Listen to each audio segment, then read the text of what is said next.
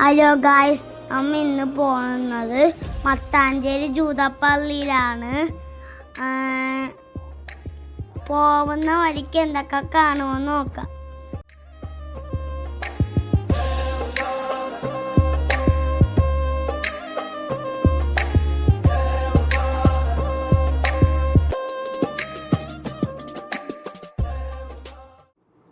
അങ്ങനെ തോപ്പുംപടി പാലവും കടന്ന് നമ്മൾ മട്ടാഞ്ചേരി ജൂത തെരുവിലേക്ക് എത്തി. ഈ തെരുവിലൂടെ നടക്കുമ്പോൾ തന്നെ മനസ്സിന് ഒരു പ്രത്യേക ഫീലാണ്. റോഡിന് ഇരുവശത്തുമായി ഒട്ടനവധി കടകൾ കാണാം. കൗതുകം ഉണർത്തുന്ന പഴയ പുരാതന സാധനങ്ങളും നിറപ്പകിട്ടാർന്ന തുണിത്തരങ്ങളും ഒക്കെ കൊണ്ട് സമ്പന്നമാണ് ഈ തെരുവ്. അവിടെയുള്ള പ്രധാന കവാടം കടന്ന് ഞങ്ങൾ ഉള്ളിലേക്ക് കയറി. പുറത്ത് കണ്ടതുപോലെ തന്നെ മനോഹരമായ ഒരുപാട് കടകൾ ഉൾഭാഗത്തും ഉണ്ടിട്ടാ. വല്ലാത്തൊരു വൈബാണ് അവിടെ.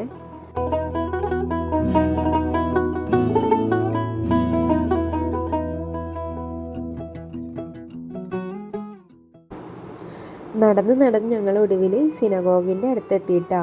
നല്ല തിരക്കാർന്നേ അവിടെ.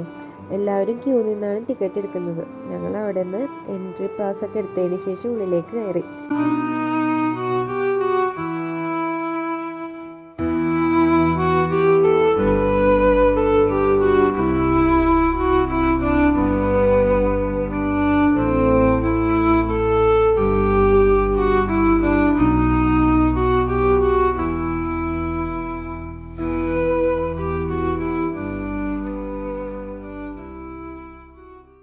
ഇതിനകത്ത് കയറുമ്പോൾ ആദ്യം തന്നെ നമ്മുടെ കണ്ണിലുടക്കുക പഴയ കാലത്ത് ജൂതന്മാർ അവിടെ വന്നതിൻ്റെ അവരുടെ ജീവിതത്തിൻ്റെ ഒട്ടനവധി അപൂർവ ഫോട്ടോകളാണ്. ചരിത്രം ഒളിപ്പിച്ചു വെച്ച ഒരു നിഗൂഢത ഈ അന്തരീക്ഷത്തിൽ നമുക്ക് അനുഭവിക്കാൻ പറ്റും.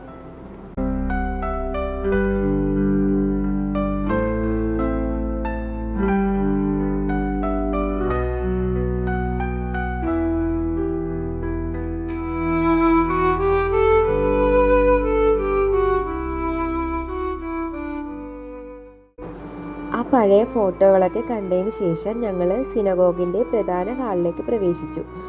ഉള്ളിലേക്ക് കയറിയപ്പോൾ തന്നെ ആദ്യം നമ്മുടെ ശ്രദ്ധ തിരിയുക നിലത്ത് വിരിച്ചിരിക്കുന്ന മനോഹരമായ ടൈലുകളിലേക്കാണ്. 18-ാം നൂറ്റാണ്ടിൽ ചൈനയിൽ നിന്ന് കൊണ്ടുവന്ന കൈകൊണ്ട് വരച്ച പോഴ്സലൻ ടൈലുകളാണവ. അത്ഭുതമെന്ന് പറയട്ടെ, ഇതിൽ ഓരോ ടൈലും ഒരുപോലെയല്ല, ഓരോന്നും വ്യത്യസ്തമാണ്.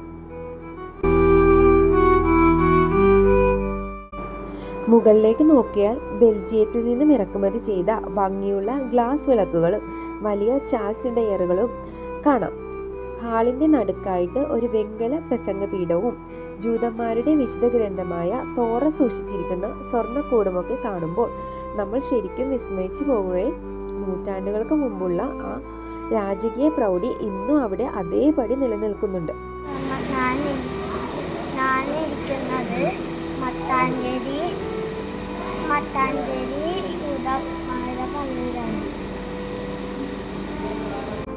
അവിടെ മറ്റൊരു പ്രധാന കാഴ്ച ചുവരിലും ഡിസ്പ്ലേയിലുമായി വെച്ചിരിക്കുന്ന ജൂതന്മാരുടെ വിശുദ്ധ ചിഹ്നങ്ങളും ദാവീദിന്റെ നക്ഷത്രവും അവരുടെ 7 ശാഖകളുള്ള പവിത്രമായ വിളക്കായ മൊനോറയുമൊക്കെ അവിടെ കാണാം.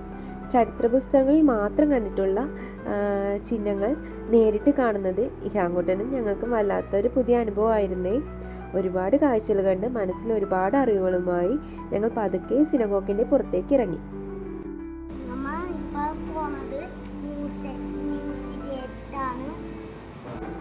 ഇനി ഞങ്ങൾ ചെന്നത് ജൂതന്മാർ ഉപയോഗിച്ചിരുന്ന പഴയ സാധനങ്ങൾ സൂക്ഷിക്കുന്ന അവിടുത്തെ മ്യൂസിയത്തിലേക്കാണ്. പക്ഷേ ഇവിടെ ഒട്ടും ക്യാമറ അനുവദനീയമല്ലായിരുന്നത് കൊണ്ട് ഉള്ളിലെ ദൃശ്യങ്ങൾ പകർത്താൻ ഒരുപാടൊന്നും കഴിഞ്ഞിട്ടില്ല കേട്ടോ. എങ്കിലും അവിടെ കണ്ട കാഴ്ചകൾ മറക്കാൻ പറ്റാത്തതാണ്. പഴയ കാലത്ത് ഇംഗ്ലണ്ടിലെ ഡയാന രാജകുമാരി ഈ സിനഗോഗ് സന്ദർശിച്ചപ്പോൾ എടുത്ത അപൂർവ ഫോട്ടോകൾ അവിടെയുണ്ട്. അതോടൊപ്പം ജൂതന്മാർ എഴുതിയ പഴയ പുസ്തകങ്ങളും അവർ ഉപയോഗിച്ച വലിയ പെട്ടികളും പരമ്പരാഗത വസ്ത്രങ്ങളും നമുക്കിവിടെ കാണാം.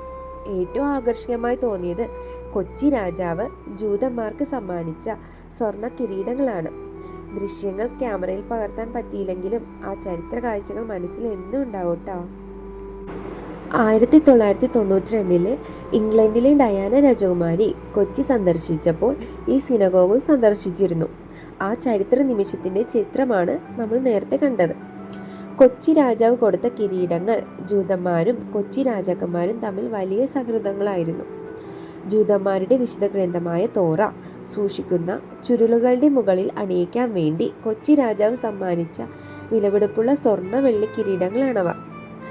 പെട്ടികളും വസ്ത്രങ്ങളും പുസ്തകങ്ങളും പഴയ കാലത്ത് ജൂതന്മാർ ഉപയോഗിച്ചിരുന്ന വലിയ തടിയുടെ പെട്ടികൾ, അവരുടെ പരമ്പരാഗത വസ്ത്രങ്ങൾ, ഹീബ്രു ഭാഷയിൽ എഴുതപ്പെട്ട പഴയ പ്രാർത്ഥനാ പുസ്തകങ്ങൾ എന്നിവയൊക്കെയായിരുന്നു അതിൻ്റെ അകത്ത് ഉണ്ടായിരുന്നത്.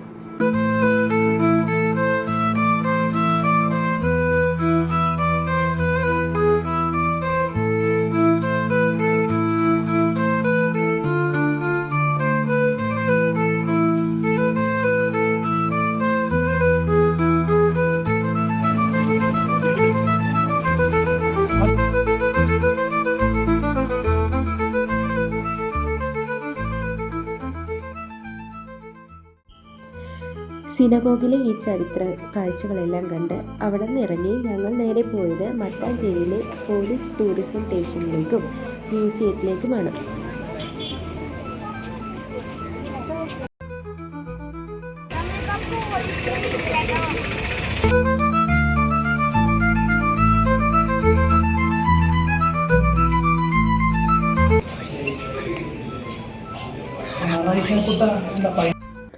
ഒരു പഴയകാല കൊളോണിയൽ കെട്ടിടത്തിനുള്ളിൽ സജ്ജീകരിച്ചിരിക്കുന്ന ഈ മ്യൂസിയത്തിൽ കേരള പോലീസിൻ്റെ വലിയൊരു ചരിത്രമുണ്ട്.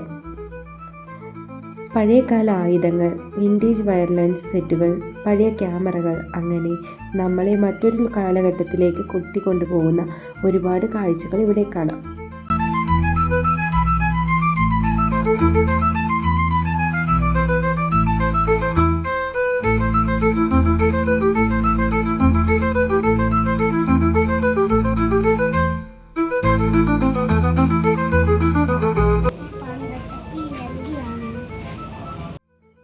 അങ്ങനെ ഞങ്ങൾ അവിടെ നിന്ന് ഇറങ്ങി നേരെ പോയത് തൊട്ടടുത്തുള്ള ചരിത്ര പ്രസിദ്ധമായ മട്ടാഞ്ചേരി കൊട്ടാരത്തിലേക്കാണ്.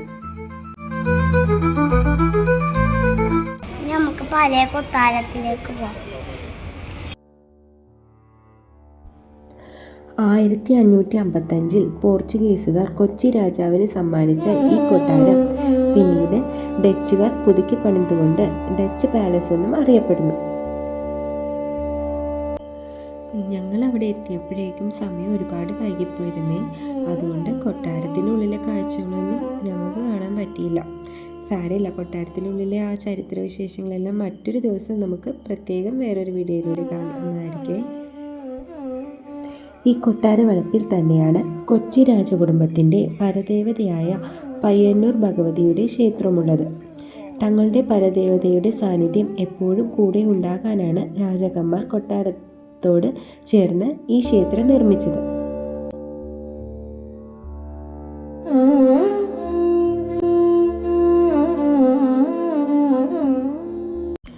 അങ്ങനെ മട്ടാഞ്ചേരിയിലെ ഈ ചരിത്ര കാഴ്ചകളെല്ലാം കണ്ട് ഞങ്ങൾ അവിടെ നിന്നിറങ്ങി.